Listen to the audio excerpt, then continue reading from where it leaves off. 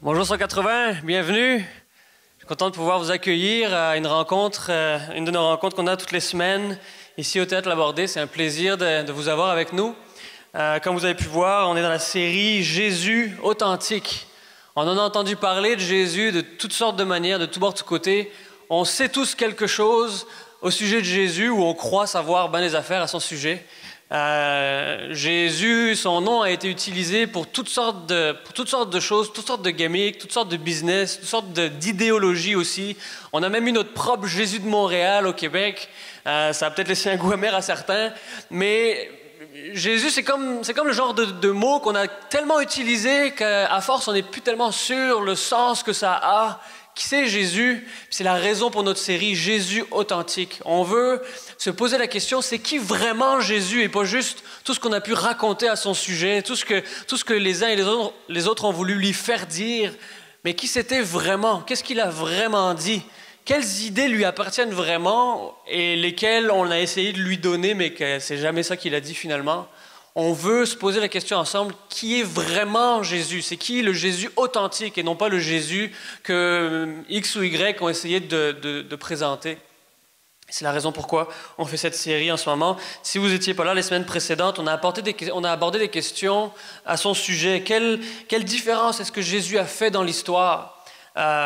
Est-ce que la Bible, qui est la source première pour les informations qu'on peut avoir au sujet de Jésus, est-ce que la Bible est fiable? Est-ce que c'est un livre qu'on peut lire avec confiance que ce qui est écrit dedans, c'est vrai? Ou est-ce que c'est juste un livre comme un autre, rempli de mythes et d'histoires à dormir debout?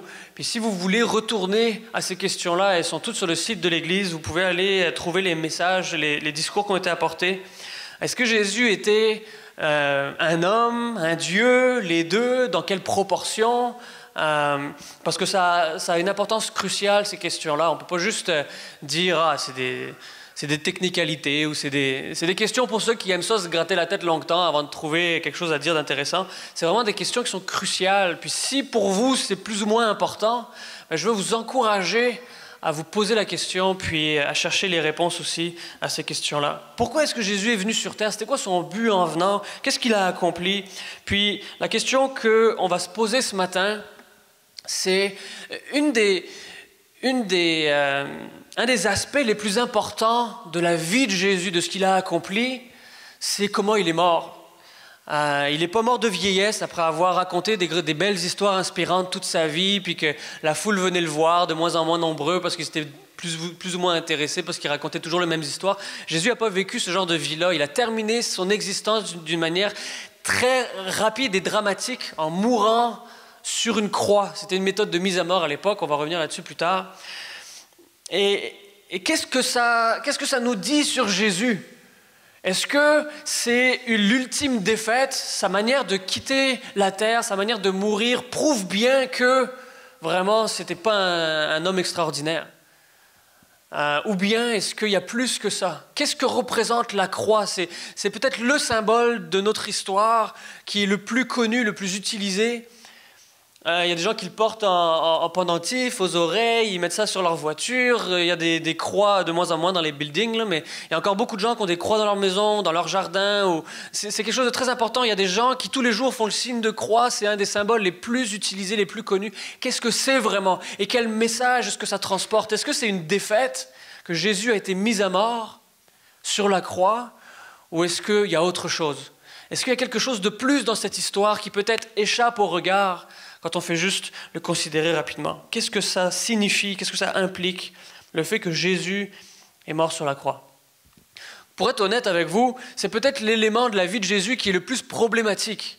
Parce que tout le reste, ça va bien quand même. On regarde la vie de Jésus, on regarde comment il a vécu, on regarde les choses qu'il a faites, les choses qu'il a dites, puis on peut être inspiré par ces choses-là. Jésus est né d'une manière humble, dans une étable, ça a un côté un petit peu romantique, tout ça, là, quand on oublie le fait qu'ils étaient dans une misère noire, ses parents, etc. Mais c'est cute, on regarde les scènes de la crèche à Noël, puis on dit « Oh, les petits Jésus, c'est joli, c'est inspirant, naître dans des conditions si humbles pour ensuite arriver à accomplir quelque chose. » Ça nous inspire, on est toujours inspiré par les récits de héros qui émergent des endroits les plus improbables possibles. Mais Jésus en est un, il a inspiré des foules entières, il a changé le cours de l'histoire, mais il est né dans la situation la plus humble qui soit, la plus modeste qui soit, très très pauvre.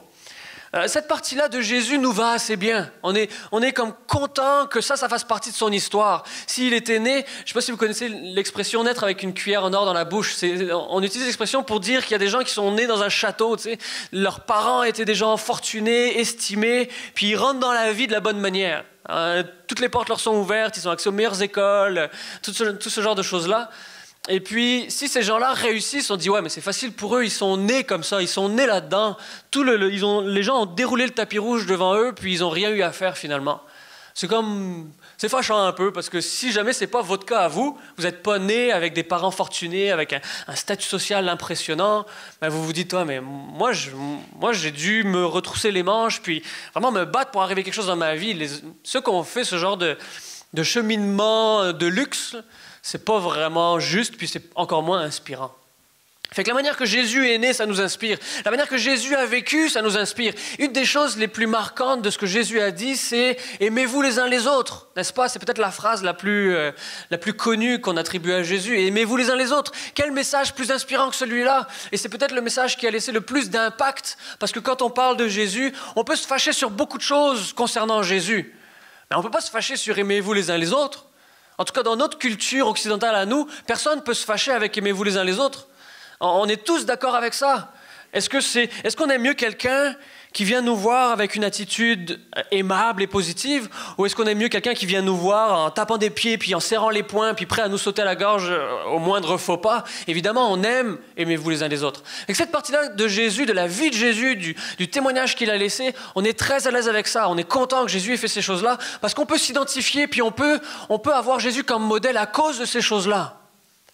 Puis quand les gens sont un petit peu réticents à l'idée d'adhérer à Jésus ou de croire en Jésus ou de donner de la valeur à Jésus, ils peuvent quand même pas débattre du fait que aimez-vous les uns les autres. C'est quand même, somme toute, une assez bonne idée à avoir. Mais quand on parle de la croix, tout d'un coup, ça ne fit plus avec le portrait général. Il y a beaucoup de choses qui nous inspirent, qu'on trouve vraiment bien, vraiment positives de la vie de Jésus. Mais mourir condamné à mort sur un instrument de torture le plus horrible et abject qui soit, c'est pas vraiment une marque de succès. C'est pas vraiment une marque de réussite inspirante.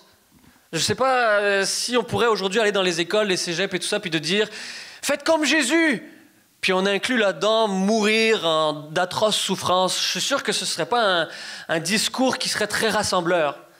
Tu sais, on peut essayer de recruter des gens pour toutes sortes de choses, mais si on essaie de recruter avec la croix, tout d'un coup, les mains restent en bas. Il n'y a personne qui dit « Ouais, moi je voudrais faire ça, s'il te plaît, amène-moi. » Non, c'est sûr que ce n'est pas quelque chose qu'on veut faire. Mais pourquoi est-ce que, si Jésus vraiment planifiait son existence si bien, d'une manière si réfléchie, si intentionnelle, s'il veut inspirer les gens, s'il veut que les gens écoutent ce qu'il dit, puis qu'ils le suivent, qu'est-ce qui s'est passé à la croix? Est-ce que c'est un accident de parcours? Parce que ça ne vient pas nous frapper comme étant quelque chose qu'on veut imiter. Il n'y a pas personne qui fait un plan de carrière puis qui inclut là-dedans mourir dans d'atroces souffrances aux mains de mes ennemis. Évidemment que non, évidemment que non. Il y a un journaliste, Stéphane Laporte, qui écrit régulièrement dans la presse, qui a écrit une phrase intéressante, on va l'afficher ici. Et il écrit ça cette année à l'occasion de Pâques, parce que dans notre culture québécoise, même si on est principalement très peu ou pas religieux, Pâques reste un élément important. Et Stéphane Laporte écrit « Il y a quelque chose de tellement subversif dans son histoire qu'il demeure pour moi un modèle, le modèle, en parlant de Jésus. Oubliez le pape, l'Église, les guerres saintes et les scandales sexuels et pensez uniquement à la vie de celui en qui des millions de gens croient toujours aujourd'hui, avec plus ou moins de ferveur selon que l'on est au Québec ou ailleurs. C'est quoi la vie de Jésus? C'est la vie d'un paumé. Jésus était pauvre, Jésus était un prisonnier, Jésus était un condamné à mort, qu'on a tué. Il n'y a pas de destin plus misérable, à contre-courant de tous les exemples de réussite que l'on glorifie. Fait que ça nous pose problème, la croix. On aimerait ça que Jésus puisse nous proposer une fin différente. Parce que la croix, c'est fatigant. Ça ne marche pas avec la notion d'un leader puissant, charismatique, qui amène des foules, puis auquel on veut s'identifier. La croix ne fit pas là-dedans. Et la question qu'on se pose, c'est soit Jésus a vraiment manqué sa sortie, soit c'est une question qui mérite qu'on creuse un peu plus.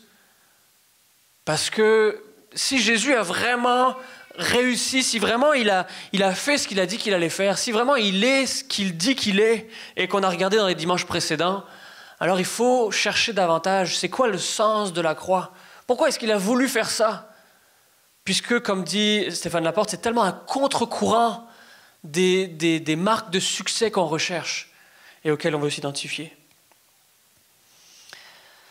La première chose qu'on va regarder ensemble, c'est au-delà du symbole, qu'est-ce que c'est la croix? Okay? On pourrait là encore être tenté de romanticiser un petit peu, d'enjoliver un petit peu la croix, puis de dire « Ah, Jésus a été courageux, il a décidé de partir en martyr, puis vraiment c'est inspirant, cette notion-là est inspirante. » Puis il y a des gens aujourd'hui encore régulièrement à Pâques ou à différents moments de l'année qui décident d'imiter Jésus en se faisant crucifier, pas jusqu'à la mort, mais qui, aux Philippines en particulier, c'est répandu cette pratique-là.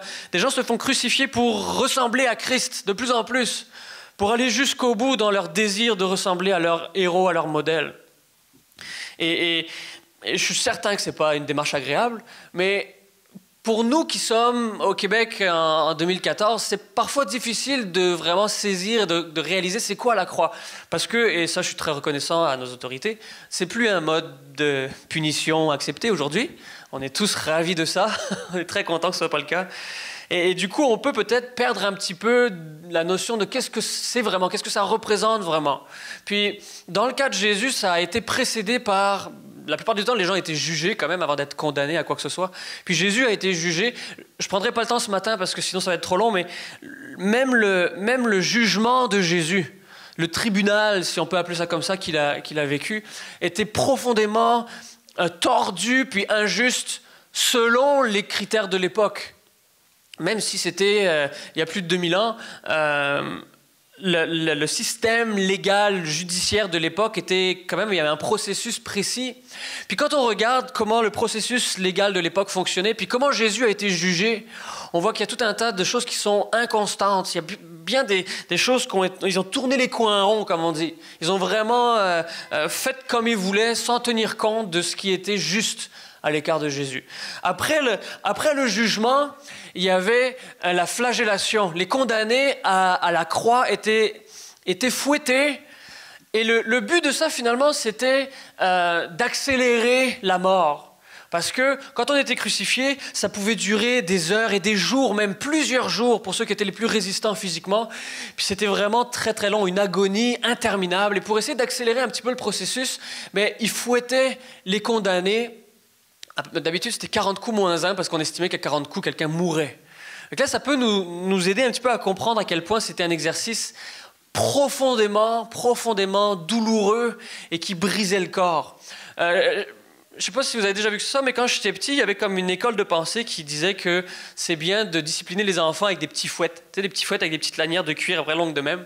Puis je remercie aujourd'hui mes parents publiquement pour ne pas avoir adhéré à cette école de pensée. Mais c'était des petits fouettes qui étaient quasiment cute, là, tu sais, comme tu tapais avec, puis OK, ça faisait mal, mais c'est pas si pire. C'est pas de ce fouet-là qu'il s'agit, OK, avec la flagellation des condamnés à l'époque de Jésus. C'était des grands fouets.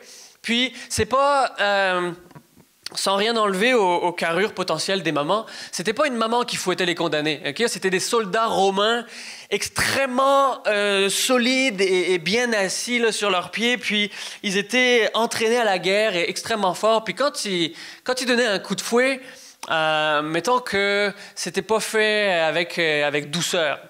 Puis avec ça, ils avaient beaucoup d'ingéniosité pour rendre l'exercice encore plus douloureux. Dans les lanières, il y avait inséré dedans des billes de métal, puis des éclats d'os.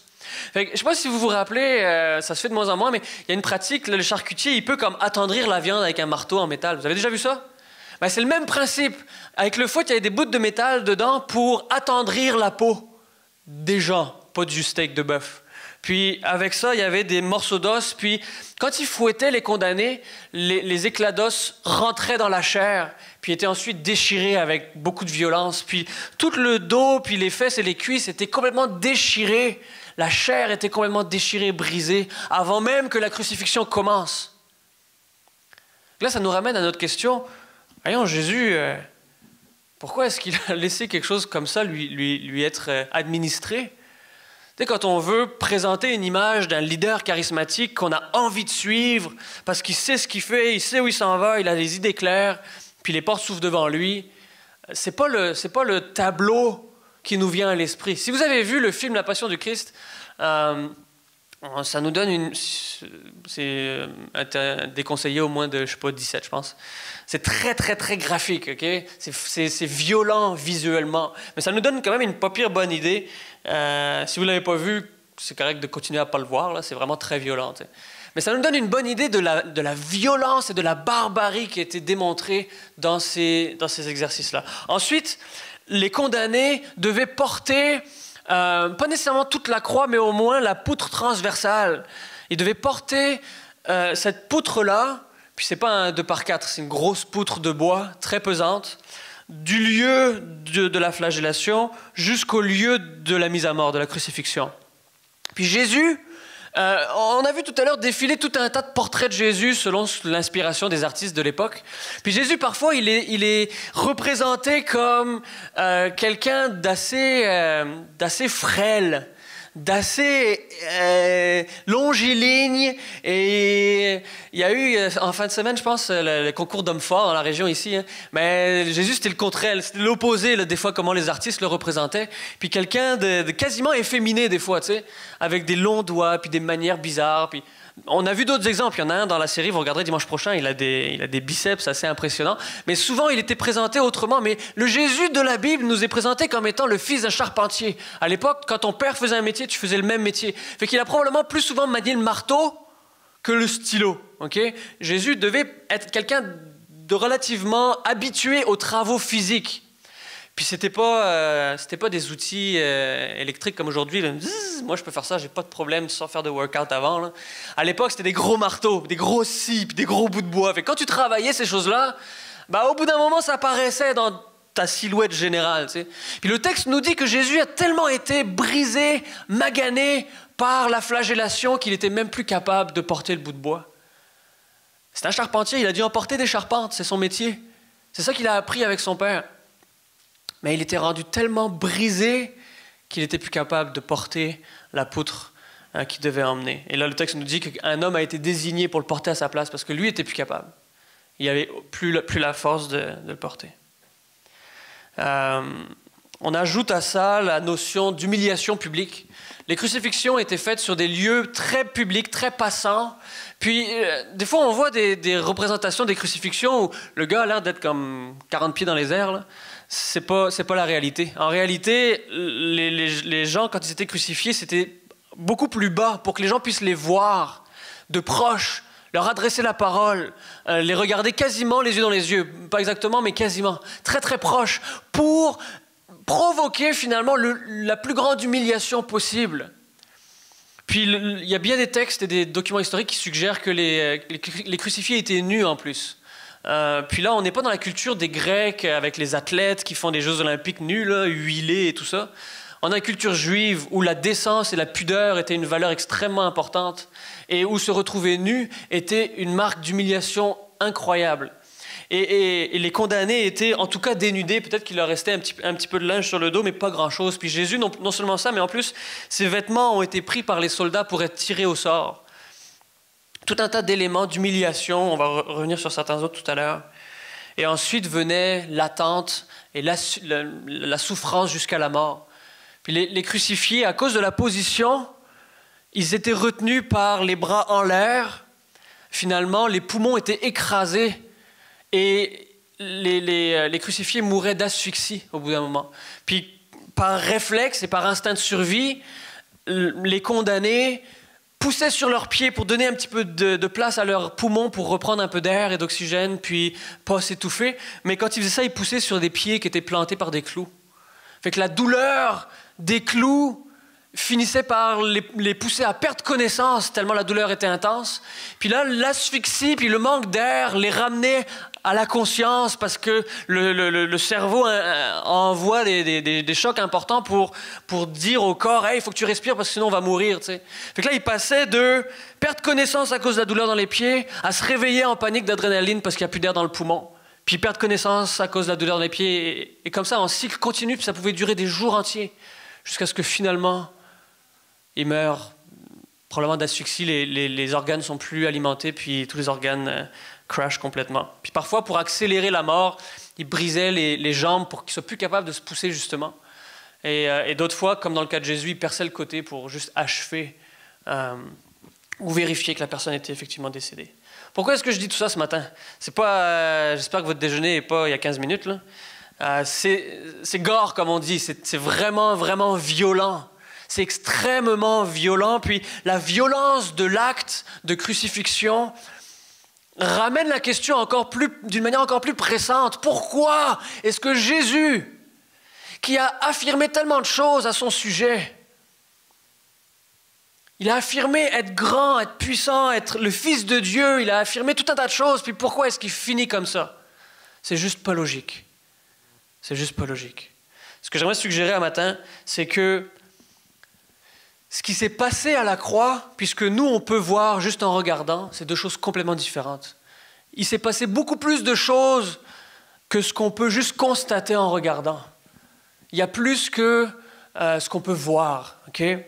Il y a tout un tas de choses qui se sont passées, qu'on a besoin de chercher un petit peu plus loin pour comprendre ce qui est arrivé. Quand on lit le texte biblique, il y a tout un tas d'indices qui nous sont laissés pour nous aider à comprendre pourquoi est-ce que Jésus a laissé ça arriver. Plus encore, Jésus n'a pas juste laissé ça arriver. Il ne s'est pas comme fait coincer dans un recoin, puis s'est fait avoir, puis Judas, il l'a trahi, puis les Romains ont utilisé leur force brute puis militaire pour le coincer, puis être débarrassé d'un fauteur de trouble. Vous savez, la Bible nous dit que la raison pour laquelle Jésus est venu sur terre, c'est pour mourir sur la croix. Fait que là, si, un matin, pour une raison ou une autre, là, vous vous dites, l'affaire de la croix, là, Jésus, il s'est fait avoir ben raide, là. Mais, en fait, c'était son plan depuis le tout début. C'était son plan depuis le début de mourir à la croix. Fait que ça, c'est comme encore plus bizarre dans un sens de se dire, non seulement il l'a fait, mais c'est ce qu'il voulait. Et on va regarder ensemble pourquoi. Je dois dire que je suis vraiment reconnaissant pour le travail d'un certain Dr. Carson, qui, malgré son nom, est né au Québec, puis c'est un des grands érudits de la Bible aujourd'hui, qui a soulevé les points que je vais amener maintenant. Et ce que lui appelle les ironies de la croix. Vous savez, une ironie, c'est quand il se passe une situation où, finalement, le contraire est en train d'arriver. Je sais pas, il y a comme une nouvelle tendance où quelqu'un met un chandail ultra laid, ultra quétaine et kitsch, là, comme un Je regarde avant de dire des bêtises. Il n'y a pas personne qui porte un chandail comme ça? OK.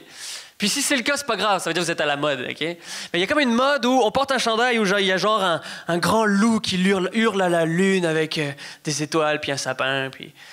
Puis tu regardes ça puis tu dis, c'est-tu vraiment comme ton goût vestimentaire? Puis là, ça m'est déjà arrivé de parler avec un gars puis il m'a dit, non, c'est juste comme... C'est tellement le contraire de ce que je ferais normalement que c'est cool, genre. Là, tu es comme, OK, intéressant. Là, j'ai pas de chandail comme ça, puis je continuerai à pas en avoir. Mais on fait de l'ironie quand on dit quelque chose et qu'on veut dire le contraire en réalité. Par exemple, quelqu'un vient vous voir le matin, puis il a les cheveux complètement... tu réalises qu'il a dormi sur la tête, puis qu'il l'a pas remarqué, puis tu dis, hey, belle coiffure un matin! Ça, c'est de l'ironie. Parce qu'en fait, on veut lui dire, t'es coiffé comme un balai périmé, mais en fait, tu sais, on veut le dire, mais d'une manière un petit peu détournée, d'accord? Fait que ça, c'est de l'ironie. Puis, à la croix, il s'est passé des choses assez incroyables, puis qui sont des ironies profondes. Quelque chose est arrivé, puis en fait, ce qui semble être arrivé, mais c'est le contraire qui en fait a eu lieu. On va regarder ça ensemble. Alors, le texte qu'on va regarder un texte ensemble ce matin, qui se trouve dans le premier évangile, dans le livre de Matthieu, au chapitre 27. Puis, on va regarder ensemble ce que ça dit pour comprendre ce qui a vraiment eu lieu à la croix. On peut mettre le premier passage et on va vraiment comprendre ce qui a eu lieu. Le texte nous emmène au moment où les soldats s'apprêtent à crucifier Jésus. Le texte nous dit « Les soldats du gouverneur conduisirent Jésus dans le prétoire et rassemblèrent toute la troupe autour de lui. Ils lui enlevèrent ses vêtements et lui mirent un manteau écarlate. Ils tressèrent une couronne d'épines qu'ils posèrent sur sa tête et ils lui mirent un roseau dans la main. Puis, s'agenouillant devant lui, ils se moquaient de lui en disant « Salut, roi des Juifs !» Ils crachaient sur lui, prenaient le roseau et le frappaient sur la tête. Fait que finalement, ce qui est en train d'arriver dans ce passage-là, c'est que ils sont en train de faire une mise en scène, une mascarade. Ils font un sketch, si on veut. Dans le sketch, il y a Jésus qui a le rôle du roi. Ils lui mettent un manteau de roi, un manteau rouge écarlate, c'était la marque d'un roi. Ils lui donnent un roseau dans les mains pour faire comme un sceptre royal. Ils lui mettent une couronne sur la tête, mais à la place d'une couronne finement ciselée avec des joyaux et beaucoup d'or, c'est une couronne d'épines. Fait qu'ils déguisent Jésus en une moquerie de roi. Ils s'agenouillent devant lui, ils font semblant de l'adorer, puis ils se moquent de lui finalement. Ils se moquent de lui en disant « Ah, t'es le roi des Juifs !» Puis d'ailleurs, c'était le chef d'accusation qui avait été porté contre Jésus. Pourquoi est-ce qu'on le crucifie? C'est écrit au-dessus de la croix. Les écriteaux au-dessus de la croix, c'était pour indiquer aux gens, aux passants, quel est le crime qui a été commis par la personne pour mériter la mort. Mais dans le cas de Jésus, c'était écrit « Il est le roi des Juifs ». Ça, c'était le chef d'accusation pour lequel on le condamnait à mort. Donc là, les gens autour de lui sont en train de se moquer de lui en faisant semblant de l'adorer comme si c'était le roi. Ensuite, il frappe encore, puis il se moque de lui. Et là, les Romains, puis les gens autour, ils se pensaient bien drôles. Hein? Ils se pensaient vraiment, vraiment smart, là, en se moquant de Jésus comme ça, puis en le niaisant comme si c'était le roi. Puis c'est vraiment, vraiment de l'humour travailler, tu sais. Mais ce qui est, je peux pas vraiment dire drôle dans un sens, mais ce qui est ironique dans la situation, c'est que sans le savoir, ils ont dit la vérité. En voulant se moquer de lui, en voulant le niaiser, puis en voulant l'humilier, en réalité, sans le savoir, ils ont dit la vérité. Jésus est le roi des Juifs. Jésus est vraiment un roi. Peu importe le manteau qu'il a sur lui, peu importe la couronne qu'il a sur la tête et le sceptre ou le bout de bois qu'ils lui ont mis dans la main, Jésus est vraiment le roi des Juifs. La Bible nous dit que Jésus n'est pas juste un envoyé de Dieu, Jésus n'est pas juste un messager que Dieu a envoyé pour aider son peuple et pour le libérer, mais Jésus est véritablement le roi. Pas un roi comme les autres rois qui accèdent au trône, peut-être avec des campagnes militaires et en renversant le roi précédent, en essayant au maximum de s'élever puis de régner le plus longtemps possible avant qu'un autre prenne sa place. Mais Jésus est le roi véritable. La parole nous dit que il est celui qui règne depuis toujours, depuis toujours. C'est par lui que le monde a été créé. Les gens qui sont en train de se moquer de lui alors qu'il est à la croix, c'est lui qui les a créés, c'est lui qui leur a donné la vie. Et alors qu'ils sont en train de se moquer de lui en faisant semblant de l'adorer, mais ils ne savent pas qu'ils sont en train de se prosterner devant le vrai roi. bien plus grand que le César de l'époque ou que le gouverneur romain de la place ou que le chef des Juifs de l'endroit. Il est le roi véritable. Et c'est ça l'ironie dans la situation, c'est qu'ils pensent se moquer de lui et sans le savoir, ils sont en train de dire la vérité à son sujet. Jésus est véritablement le roi. Et contrairement à ce qu'on pourrait déduire de la situation, alors même qu'il est sur la croix, alors même qu'il est en train d'être mis à mort, il est en train de régner véritablement. Parce que c'est sa volonté d'être là. C'est son plan qui est en train de s'accomplir alors qu'il est sur la croix. Même à Pilate, Jésus a dit, c'est même pas toi qui décides ce qui m'arrive. Pilate, c'était le chef de la place. C'était le premier ministre de l'endroit. Puis Pilate a dit, je vais te condamner, ci, ça, etc. Jésus dit, tu crois que tu contrôles ce qui m'arrive? Tu crois que tu peux décider ce qui m'arrive à moi? Mais ce n'est pas toi qui décide, c'est moi qui décide. C'est moi qui ai le désir d'aller là où je vais. Et il est en train de régner alors même qu'il s'en va à la croix. La deuxième ironie de cette situation, on va regarder le texte suivant, les versets 32 à 40. Alors si vous ne pouvez pas tout lire, je vais le lire à haute voix. Lorsqu'ils sortirent, ils rencontrèrent un homme de Cyrène appelé Simon et le forcèrent à porter la croix de Jésus, puisque Jésus n'était pas capable de la porter.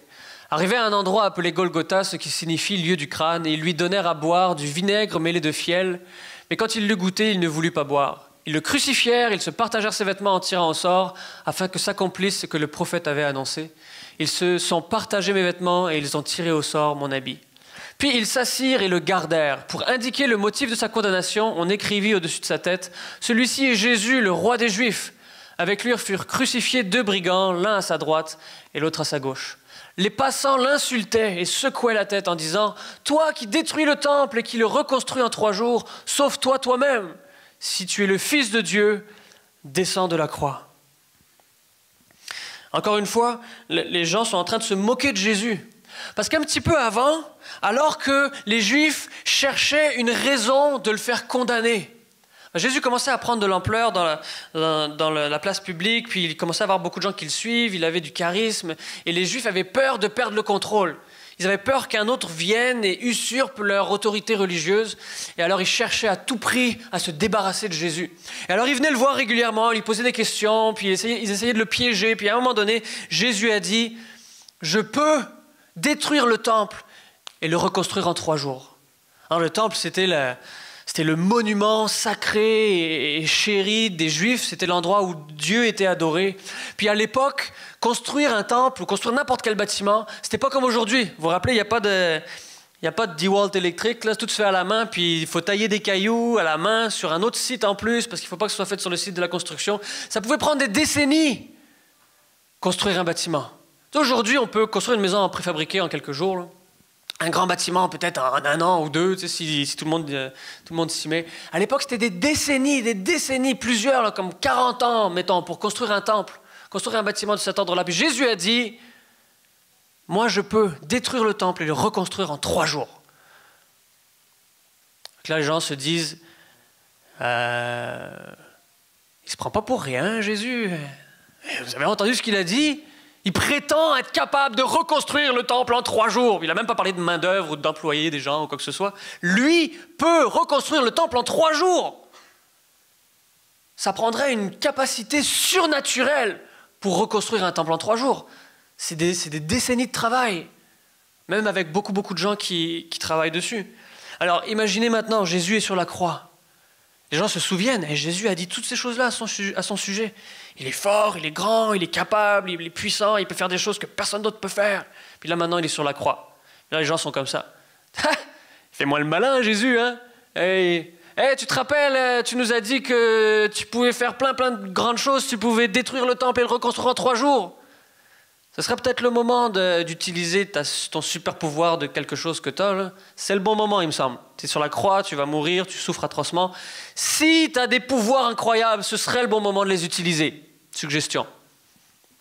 Il se moque de lui comme ça, en disant, en fin de compte, tu es profondément impuissant et vulnérable. Tu n'es pas capable de faire toutes les choses que tu as dit que tu étais capable de faire. Et les gens se moquent de lui de cette manière-là. Et tout le texte nous montre sa vulnérabilité. Il ne peut plus porter le bois, il se fait enlever ses vêtements, il se fait humilier sur la place publique et il est pendu sur la croix.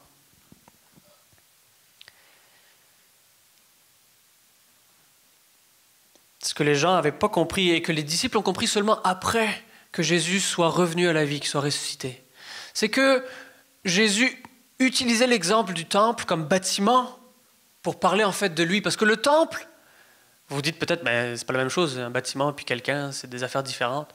Mais le temple était l'endroit où les gens rencontraient Dieu, l'endroit où la communion avec Dieu était possible, l'endroit où on pouvait s'approcher de Dieu et l'adorer. Et Jésus est venu prendre la place de ce temple. Jésus est devenu ce qu'on appelle le médiateur, celui qui est au milieu entre Dieu et les hommes. Parce qu'il était, comme on a vu dans les semaines précédentes, à la fois homme et à la fois Dieu. C'est le seul qui peut combler l'écart, remplir le vide, l'espace qui existe entre Dieu et l'homme. Jésus était les deux. Et à partir de là, à partir de la crucifixion, Jésus fonctionne comme le temple. Il devient le lieu de contact avec Dieu, le lieu d'adoration. Et les hommes sont en train de se moquer de lui parce qu'il semble si vulnérable et si incapable. Mais en réalité, en mourant sur la croix, Jésus va démontrer au monde entier la plus grande preuve de puissance qui soit. Mourir, puis revenir à la vie. Qui d'autre peut faire ça? Construire un temple en 3 jours, ok, c'est fort. Revenir à la vie après avoir été mis à mort, c'est la preuve ultime de puissance, d'autorité, de pouvoir. Et alors que Jésus est sur la croix, il n'est pas faible et démuni.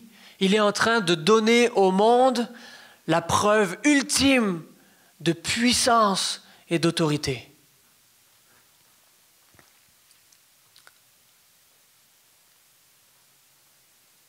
Les gens se pensaient très drôles en disant « Sauve-toi, puisque tu es si fort. Sauve les autres, sauve-toi toi-même. » Et alors qu'il est sur la croix, il est en train de démontrer la puissance. Il est en train de démontrer qu'il est complètement et parfaitement en autorité sur sa vie, mais sur le monde aussi. Et alors que les hommes l'accusaient d'être impuissant, il est en train de démontrer tout le contraire. Il est en train, sur la croix, d'établir son autorité sur la mort elle-même. Il n'y a pas un homme qui peut faire ça. Il n'y a pas personne qui a l'autorité ou la puissance pour commander à la mort elle-même. Jésus est en train de démontrer ça. On va regarder les 2 versets qui suivent, versets 41 et 42, pour continuer dans cette série des ironies. Les chefs des prêtres, avec les spécialistes de la loi et les anciens, se moquaient aussi de lui et disaient « Il en a sauvé d'autres et il ne peut pas se sauver lui-même. S'il est roi d'Israël, qu'il descende maintenant de la croix et nous croirions en lui. » Jésus, pendant son ministère, a sauvé ou délivré en tout cas tout un tas de gens. Il a nourri ceux qui avaient faim, il a guéri ceux qui étaient malades, il a rétabli ceux qui avaient des handicaps, il a même ramené à la vie ceux qui étaient morts. Il a guéri ceux qui étaient possédés, il a délivré tout le monde. Puis maintenant qu'il est sur la croix, les hommes lui disent « Ah, c'est bien la peine d'avoir délivré tant de gens, d'avoir sauvé tant de gens, mais tu ne peux pas te sauver toi-même. Tu es en train de mourir à notre main. » Supposons un instant là, que Jésus avait fait ça. Il dit « Ah oui, vous voulez que je fasse ça? Vous voulez que je descende et que je me sauve moi-même? » Si Jésus avait choisi de descendre de la croix, alors la victoire sur la mort n'aurait pas eu lieu, la condamnation n'aurait pas été payée, la victoire n'aurait pas été acquise. Jésus était sur la croix pour porter les fautes de tout le monde. Mais s'il n'est plus sur la croix pour porter les fautes de tout le monde, plus personne n'est sauvé. Les gens lui disent « Tu veux sauver les autres, mais tu ne peux pas te sauver toi-même. » Puis en réalité, c'est en étant sur la croix que Jésus est en train de sauver d'une manière finale, d'une manière complète, tous ceux qui sont perdus et qui ont besoin d'être sauvé. Maintenant, il y a une deuxième ironie là-dedans, c'est que les hommes lui disent « Tu as été capable de sauver plein de gens, mais tu n'es pas capable de te sauver toi-même. » Ben, c'est vrai jusqu'à un certain point. C'est vrai jusqu'à un certain point. Jésus a choisi de ne pas s'épargner lui-même, de ne pas se sauver lui-même, de ne pas se débiner, comme on dit en bon français, afin de sauver les autres. Lui a choisi de se sacrifier afin de sauver les autres, afin que les autres n'aient pas besoin d'être condamnés, puis de mourir aussi. Alors dans un sens, oui, Jésus a sauvé tout le monde, sauf lui-même. Tout le monde a été épargné de la condamnation, mais lui l'a porté, cette condamnation-là. Lui, il est mort sur la croix à la place de tous les autres. Il a payé de sa vie pour épargner les autres. S'il était descendu de la croix, s'il s'était sauvé lui-même de cette fin et de cette fin atroce, alors nous n'aurions pas été libérés. Et c'est d'ailleurs le principe qui dirige toute la culture et la philosophie que Jésus a transmis. Ce qu'on pourrait dire la culture chrétienne. C'est cette valeur-là qui est la valeur par excellence de l'idéologie chrétienne. L'idée de se sacrifier au profit des autres. De se mettre en second pour qu'un autre soit en premier. Jésus a montré l'exemple sur la croix. Mais il a dit, faites comme moi. C'est ça que ça implique, aimez-vous les uns les autres. Aimer l'autre, la plupart du temps, ça implique de renoncer à quelque chose nous-mêmes. On apprend aux enfants, quand on donne les morceaux de gâteau, donne le plus gros à l'autre, puis toi, prends-en un autre. On leur apprend ça quand ils sont tout jeunes. Et pourquoi est-ce que je ne me mettrais pas en premier? Pourquoi est-ce que moi, je ne prendrais pas le plus gros morceau? Parce que je veux aimer l'autre. Aimer l'autre implique faire un sacrifice. Et Jésus a poussé ça jusqu'au bout. Il s'est sacrifié lui-même pour nous donner la vie. Finalement, la croix est bien un instrument de torture, mais quand Jésus est sur la croix, ça prend une signification complètement différente que quand des milliers d'autres y ont été avant ou après lui. Parce que Jésus, contrairement aux autres, a été sur la croix par sa propre volonté. Contrairement aux autres, Jésus n'a pas juste été arrêté, puis a subi la condamnation et la justice qu'on lui a imposée. Il a choisi de subir cette condamnation. David nous a parlé la semaine passée du mal que nous avons à l'intérieur de chacun d'entre nous. Et je ne vais pas avoir besoin d'argumenter quoi que ce soit à ce sujet-là. Vous avez juste à ouvrir le bulletin de nouvelles ce soir et regarder à quel point le mal ronge notre monde entier. Mais il est là aussi. Il n'est pas juste en Moyen-Orient. Il est à l'intérieur ici. Et ce n'est pas les Romains qui ont mis Jésus sur la croix. Ce n'est pas les clous qui ont tenu Jésus sur la croix. C'est parce que lui a voulu être là et a voulu rester là. Parce que ce sacrifice a permis que nous puissions être délivrés du mal qui était en nous. Quand Jésus était sur la croix, il a pris sur lui le mal qu'il y a dans mon cœur, le mal qu'il y a dans notre cœur à chacun. Il l'a pris sur lui. Il a payé la dette du péché pour que nous n'ayons pas à le payer.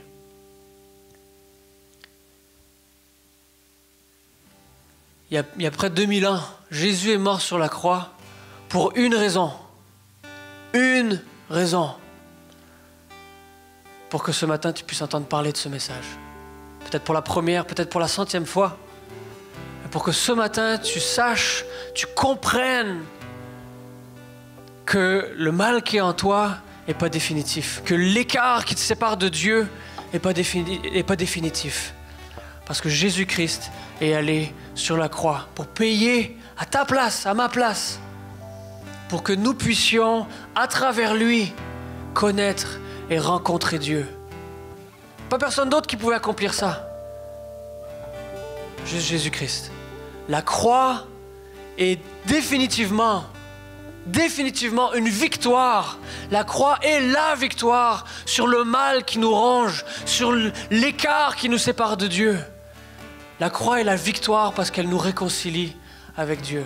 C'est la raison pourquoi Jésus est mort sur la croix. C'est la raison pourquoi il a voulu payer ce prix, pour que nous n'ayons pas à le payer. Et même sur la croix, Jésus est victorieux. Et il l'a prouvé parce que 3 jours après, il est ressuscité. Et il a vaincu la mort pour que tu n'aies pas à subir le prix de ton péché et que tu puisses être réconcilié avec Dieu. La croix est la victoire et c'est la victoire que Jésus veut te partager ce matin. À toi de te poser la question, est-ce que tu veux participer à cette victoire? Est-ce que tu veux bénéficier de ce que Jésus a accompli, du pardon qu'il t'offre, de la vie nouvelle qu'il t'offre par le prix qu'il a payé? Est-ce que ce matin, tu veux recevoir ce cadeau qu'il te tend? Prions pour terminer avant de laisser la place aux musiciens. Seigneur, merci pour la croix de Jésus-Christ. Merci pour cette démonstration extraordinaire de l'amour que tu as à notre égard. Merci parce que c'est seulement par amour que ce geste a été posé pour que nous puissions être épargnés, pour que nous puissions être libérés de ce fardeau qui nous pesait. Merci pour la délivrance que Jésus-Christ nous donne. Merci pour la victoire qu'il nous donne. Merci pour l'accès que nous avons auprès de toi à cause de la croix de Jésus-Christ. Amen.